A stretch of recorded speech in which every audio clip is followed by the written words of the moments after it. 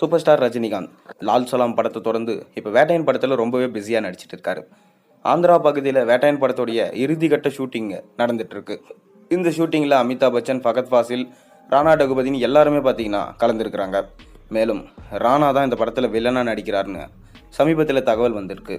ஃபகத் ஃபாசில் நம்ம சூப்பர் ஸ்டாரோடைய மகனாகவும், அமிதாப் பச்சன் ஒரு முக்கியமான கெஸ்ட் ரோலில் இந்த படத்தில் நடிக்கிறாராம். அதை தொடர்ந்து பார்த்தீங்கன்னா படம் அக்டோபர் மந்த் வெளியிடப்படும்னு சொல்லப்பட்டிருக்கு. ஆனால் என்னைக்கு வெளியிடுறாங்கன்னு இது வரைக்கும் சொல்லலை. சூப்பர் ஸ்டாரை ரொம்பவே கடுப்பாக்கியிருக்காரு டைரக்டர் டிஜே ஞானவேல். ஜெய்பீம் படத்தை எடுத்ததன் மூலமாக சூப்பர் ஸ்டார் பட வாய்ப்பை பெற்றார்.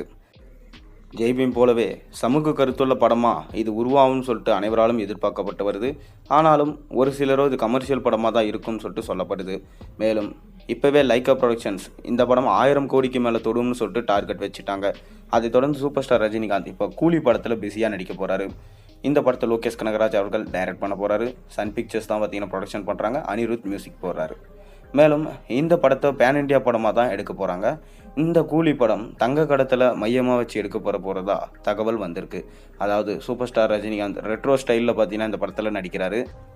லோகேஷ் கனகராஜ் அண்மையில் வெளியிட்டிருந்த கூலி படத்துடைய டைட்டில் லுக் பார்க்கும்போதே நமக்கு தெரிஞ்சிச்சு ரஜினிகாந்த் அவருடைய பழைய டயலாகை ரீமாஸ்டர் பண்ணி இதில் சொல்லியிருந்தார். பக்காவாக பொருந்தி இருந்துச்சு.